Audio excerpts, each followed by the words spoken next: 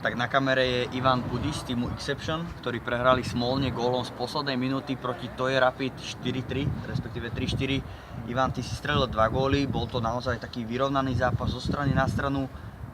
Čo rozhodlo nakoniec? Ja si myslím, že to bolo veľmi vyrovnané. Raz sme tlačili Michala, no potom chalani zatlačili viacej nás.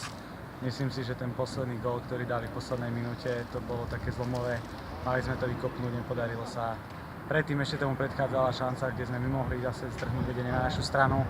Nepodarilo sa, tak zase sa potvrdilo staré. Nedáš, dostaneš. Takže sme na to doplatili a no, prišli sme o 3 body.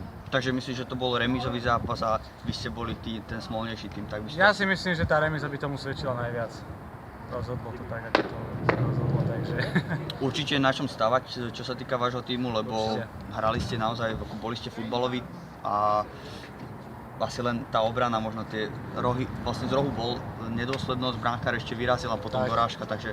Presne tak, treba popracovať viacej na tej obrane.